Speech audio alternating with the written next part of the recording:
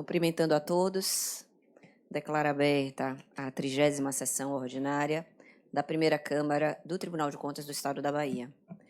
Já inicio a nossa sessão, pedindo desculpas pelo pequeno atraso. Já iniciando, no tópico referente a recursos estaduais atribuídos a municípios, eu aprego o processo de número 10.298 do ano de 2023. Esse é o processo da minha relatoria, que tem como concedente a atual Secretaria de Assistência e Desenvolvimento Social, SEADES, e como conveniente o município de Maetinga. Farei, então, a leitura do voto. Trata-se de processo de tomada de contas instaurado pela extinta Secretaria de Justiça, Direitos Humanos e Desenvolvimento Social, por meio da portaria de número 93, do ano de 2021, em virtude da não apresentação da prestação de contas referente à gestão dos recursos públicos estaduais transferidos mediante plano de ação de número 241, do ano de 2011, celebrado entre o Estado da Bahia, por meio da então Secretaria de Desenvolvimento Social e Combate à Pobreza, e o município de Maetinga, tendo por objeto o cofinanciamento no exercício de 2011 dos programas, serviços e benefícios relacionados ao desenvolvimento da política de assistência social no referido município. Conforme se verifica dos autos, a Comissão de Tomada de Contas do órgão concedente, em seu relatório final, apurou um dano ao erário no valor de R$ 32.602,11. Cumpre destacar que, embora a segunda CCE entenda que o presente caso configura a ausência de prestação de contas, eu me alinho ao posicionamento do Parquê de Contas, no sentido de que, em verdade, a situação retratada nos autos corresponde a uma irregularidade das contas prestadas, uma vez que o gestor responsável pela municipalidade conveniente apresentou às sedes, em 2 de janeiro de 2014, a prestação de contas referente ao plano de ação sob exame, e que não foram apresentados documentos comprobatórios de totalidade das despesas realizadas e nem sequer foi restituído ao erário estadual o saldo financeiro não utilizado e não reprogramado para o exercício seguinte. No que diz respeito às despesas sem comprovação, a ausência de documentos mencionados na linha B do parágrafo anterior, além de evidenciar a desincumbência do ônus de prova quanto à regularidade da aplicação de parcela dos recursos repassados, inviabiliza a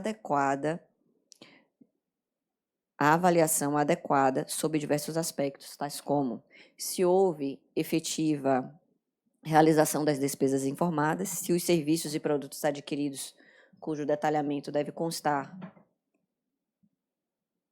das notas e dos cupons fiscais, guardam pertinência com o objeto pactuado, se há compatibilidade entre os preços dos itens, das despesas realizadas e a movimentação financeira espelhada no extrato da conta corrente específica do convênio. Aspecto indispensável à certificação de que os recursos repassados foram integralmente aplicados em atividades relacionadas ao cumprimento do objeto pactuado. Por outro lado, em relação ao saldo financeiro remanescente nas contas vinculadas ao plano de ação, constatou que o município de Maetinga não efetuou a devolução desse montante ao erário estadual, tampouco comprovou o cumprimento dos requisitos necessários para a reprogramação do saldo para o exercício seguinte. Desse modo, corroborando com o entendimento da segunda CCE e também do Ministério Público de Contas, eu entendo que as irregularidades reveladas pela instrução processual ostentam gravidade suficiente para ensejar a desaprovação da prestação de contas do plano de ação de número 241 do ano de 2011. Feitas todas essas considerações, eu passo então à análise da prescrição da pretensão punitiva e também ressarcitória no presente caso, diante da edição da resolução de número 74 do ano de 2023.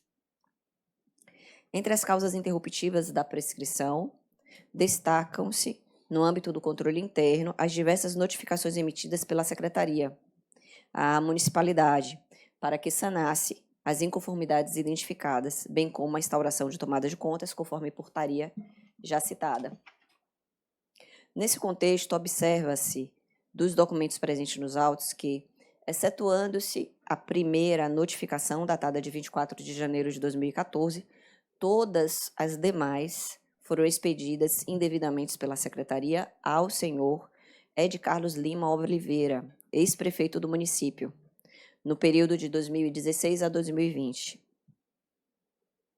Isto porque tais notificações deveriam ter sido direcionadas ao senhor Brasilino José da Silva Neto, ex-prefeito no período de 2009 a 2012, responsável, então, pelo plano de ação e a quem caberia a responsabilização pela eventual imputação de débito e aplicação de multa. Entretanto, o senhor Brasilino José da Silva Neto somente foi notificado em 26 de fevereiro de 2024, já no âmbito do controle externo, ou seja, mais de 10 anos da primeira notificação.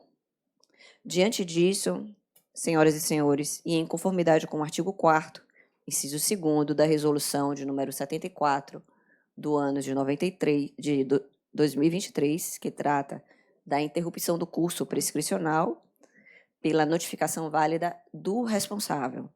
Eu entendo que as notificações emitidas pela Secretaria de Justiça, Direitos Humanos e Desenvolvimento Social ao município de Maitinga não podem ser consideradas, neste caso, como marcos interruptivos da prescrição punitiva e ressarcitória, uma vez que o gestor responsável, à época do convênio, não foi devidamente notificado, prejudicando, portanto, o exercício do contraditório e da ampla defesa.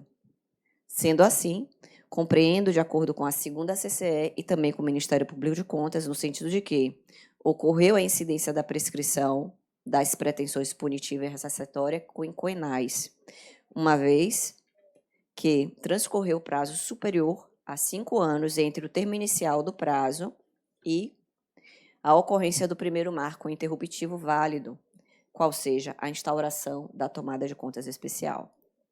Saliente-se por oportuno que o reconhecimento da prescrição apenas obstaculiza a imputação de débito e a aplicação de sanção aos responsáveis, não impedindo, contudo, a emissão de juízo reprovativo sobre as contas prestadas nos termos preconizados pela resolução já citada.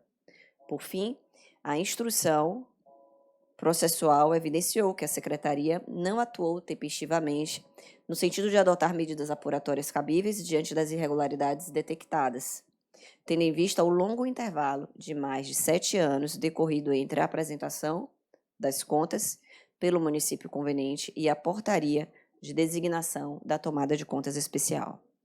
Nesse contexto, entendo que deve este respeitável tribunal, no exercício da função corretiva que lhe é constitucionalmente deferida, expedir recomendação à Secretaria de Assistência e Desenvolvimento Social, sucessora, então, no sentido de assegurar que em futuros convênios e instrumentos congêneres de transferência voluntária, que o órgão vier a celebrar maior celeridade na análise das prestações de contas e, em caso de não regularização, que seja providenciada a instauração, conclusão e encaminhamento da tomada de contas a este tribunal nos prazos normativamente previstos. Assim, acompanhando parcialmente o opinativo da 2ª CCE e do Ministério Público de Contas, eu voto pela desaprovação das contas, tendo como responsável o senhor Brasilino José da Silva Neto, e pela expedição de recomendações à Secretaria de Assistência e Desenvolvimento Social, que também ainda se dê ciência ao titular da Secretaria quanto ao teor da Resolução Normativa de número 74 do ano de 2023 deste Tribunal de Contas, que regulamenta a incidência da prescrição das pretensões punitiva e ressarcitória nos processos de controle externo. É esse o voto, senhores, e eu o coloco em discussão. Com a palavra o conselheiro Rinaldo. Eu só vou antecipar o meu voto, Excelência. Na verdade, bom dia a todos. Parabenizo Vossa Excelência pelo relato que fez. Mas se trata de de um ajuste celebrado pela antiga SEDES e cujo objeto refere-se ao Sistema Único de Assistência Social, SUAS.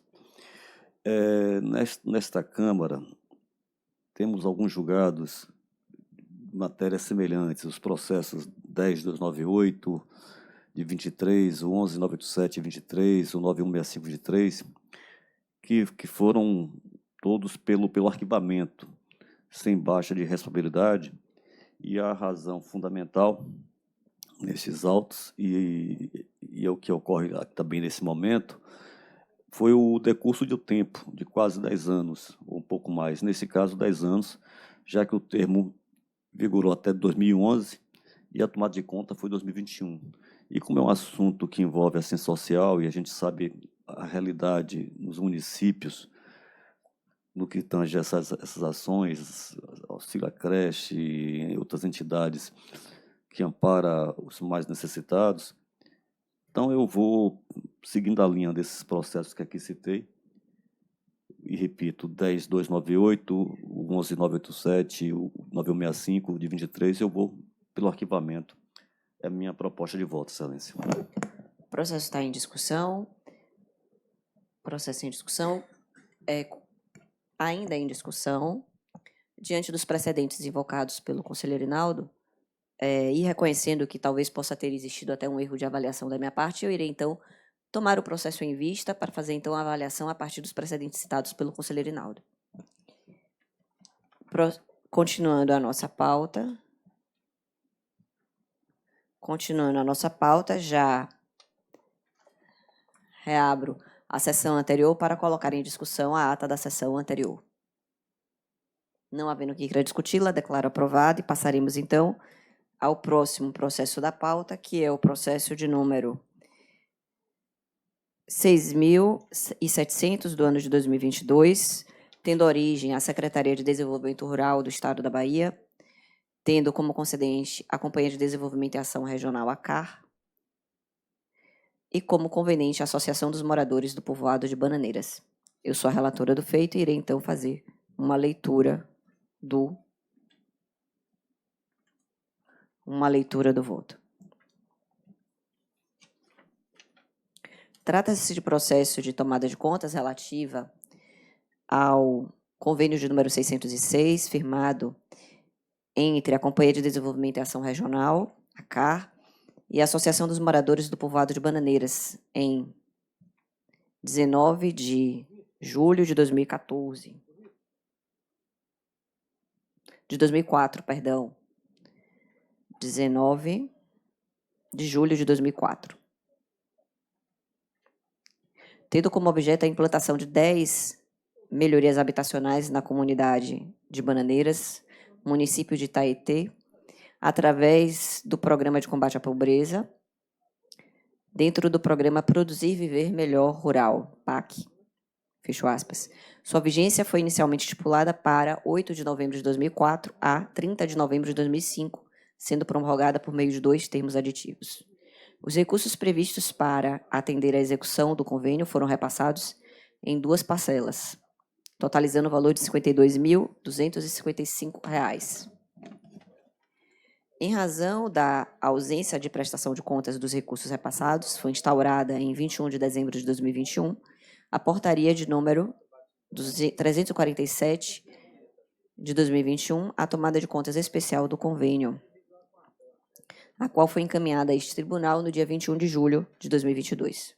Após analisar os autos, a auditoria opinou pela desaprovação da tomada de contas do convênio em questão, deixando de imputar o débito e de aplicar multas aos responsáveis em razão da ocorrência da prescrição das pretensões.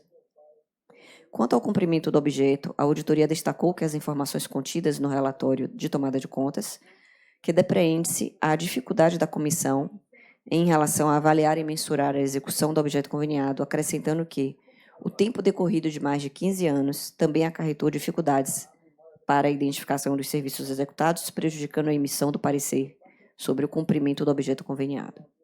Estado a se pronunciar, o Ministério Público de Contas entendeu que o pleno exercício dos direitos constitucionais do contraditório e da ampla defesa restou prejudicado no caso específico e peculiar dos presentes autos, visto que a primeira notificação expedida aos gestores da associação, no âmbito deste tribunal, foi realizada cerca de 17 anos após o término da vigência do convênio.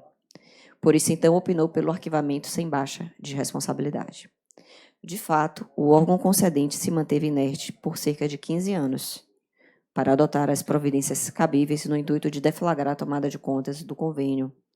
Ademais, a primeira notificação válida expedida no âmbito deste tribunal aos gestores responsáveis foi realizada apenas em 2023, ou seja, 17 anos após a vigência do convênio. Da mesma forma, este tribunal, tanto na primeira quanto na segunda Câmara, tem seguido posicionamento semelhante às decisões aqui recentes, que, aliás, foram também citadas pelo conselheiro Hinaldo, agora há pouco, no processo anterior.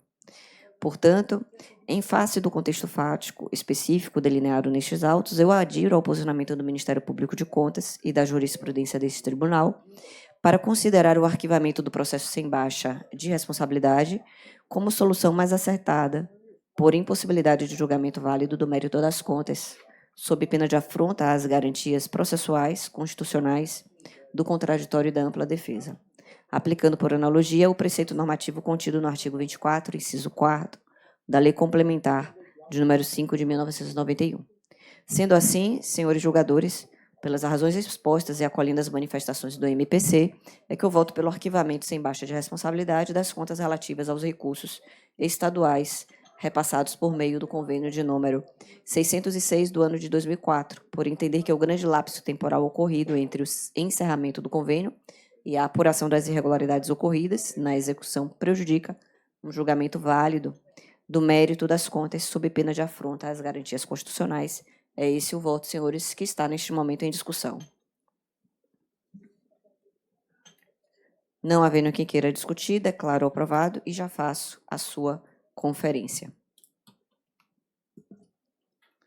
Passando agora ao próximo item, já no tópico relativo a contratos, convênios, parcerias e licitações, eu aprego o processo de número 7.352 do ano de 2022. O processo tem origem na Secretaria de Trabalho, Renda, Emprego e Esporte do Estado da Bahia, tendo como conveniente a comunidade Cidadania e Vida. Eu sou a relatora do feito, que farei, então, a leitura do voto neste momento. Trata-se de processo de prestação de contas referente ao termo de colaboração de número 2 do ano de 2020, celebrado entre o Estado da Bahia, por intermédio da Secretaria de Trabalho, Emprego, Renda e Esporte e a comunidade Cidadania e Vida. A iniciativa visava a produção de máscaras reutilizáveis como meio de prevenção à contaminação pelo coronavírus e, simultaneamente, ao apoio à geração de renda para pessoas em situação de vulnerabilidade social, em razão da pandemia da Covid-19. A auditoria examinou o processo sob duas perspectivas principais: a formalização do termo e a execução do objeto e dos recursos financeiros. No que diz respeito à formalização, constatou-se que o termo de colaboração foi devidamente fundamentado na Lei de número 13.019 do ano de 2014, atendendo à dispensa do chamamento público, conforme dispõe o artigo 30, inciso 6º. A organização parceira, a Comunidade Cidadania e Vida, encontrava-se regularmente credenciada junto à CETRE, conforme verificado do processo específico, realizado em 30 de novembro de 2016, previamente à assinatura do ajuste. No que concerne à execução do objeto, a CETRE, por meio do artigo do 4º Relatório Técnico de Monitoramento e Avaliação da Parceria, evidenciou o cumprimento das metas pactuadas. No tocante à execução financeira, o relatório elaborado pela Diretoria de Finanças da CETRE atestou a regularidade das despesas. Diante das análises técnicas realizadas pela terceira Coordenadoria de Controle Externo, bem como da manifestação favorável emitida pelos responsáveis, eu concluo que a prestação de contas do termo de colaboração de número 2 do ano de 2020 atendeu aos requisitos legais e normativos aplicáveis, demonstrando a boa aplicação dos recursos públicos. A execução do objeto pactuado foi satisfatória, assim como a comprovação dos gastos realizados. Diante do exposto, acompanhando o entendimento da unidade técnica e também do Ministério Público de Contas, é que eu voto pela aprovação das contas do termo de colaboração celebrado sob a responsabilidade do senhor Valnei Roberto de Souza Silva, na forma do artigo 24, inciso 1º, da Lei Orgânica que rege esse respeitável Tribunal de Contas. É esse o voto, senhores, que está, a partir deste momento, em discussão.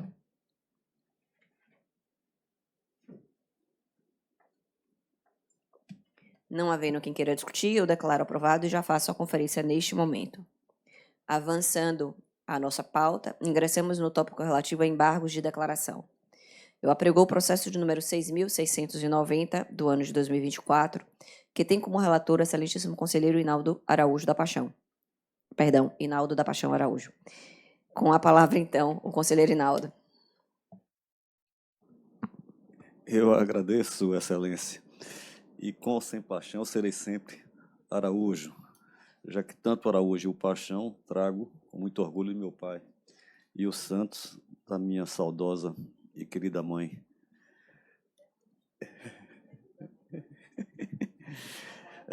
Não vou tanto no nome, né? Já pensou um nome como Hinaldo? Esse menino vai nascer, vai chamar Hinaldo. Tanto nome. Enfim, e ainda tive a felicidade de ter uma colega de escola que se chamava Inalda. Imagine que era numa sala era Hinaldo, na outra sala Inalda, né? Ainda bem que a gente não se apaixonou, né? Porque o filho seria, para sorte, talvez, mas para sorte do meu filho, né? Ou de minha filha, quem sabe, não tive esse prazer. Eu agradeço, Excelência, peço desculpas pela brincadeira, mas não pude perder essa oportunidade de rememorar. Eu vou aos embargos de declaração. Havia até uma proposta de... Perfeito. Então, eu vou aqui ao voto. E o processo apregoado 690-24 trata-se de embargos de declaração opostos em 12 de julho de 24 pelo senhor Marcel José Carneiro de Carvalho, por intermédio dos advogados.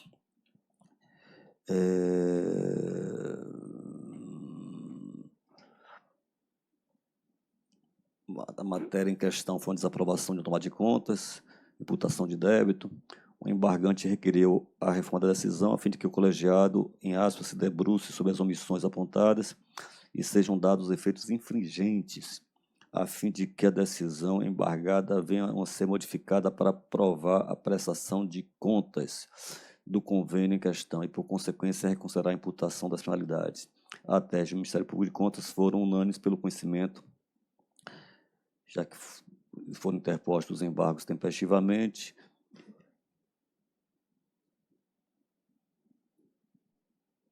Mas no mérito pela rejeição, uma vez que não identificaram na resolução recorrida a omissão arguída.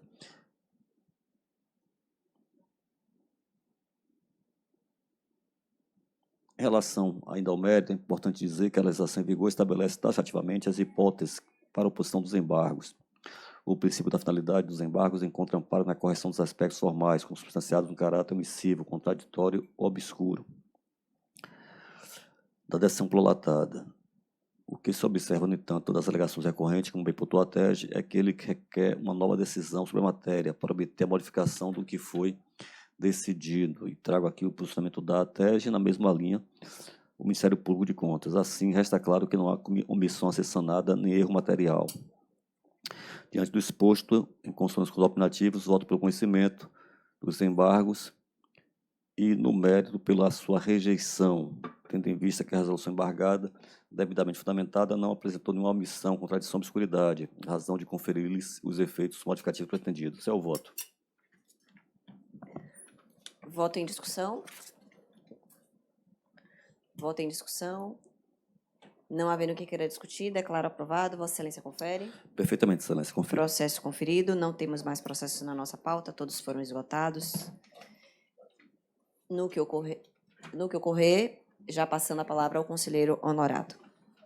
Presidente, é uma quitação por despacho. Trata-se do pagamento de multa imposta ao senhor Vilomar Simões Ramos Sobrinho, conforme documento de número de referência 3355947, quando do julgamento da prestação de contas do convênio 036 de 2014, processo número TCE 006869-2018, celebrado entre a Empresa Baiana de Desenvolvimento Agrícola EBDA e a Cooperativa de Produção e Comercialização da Cultura Familiar do Estado da Bahia.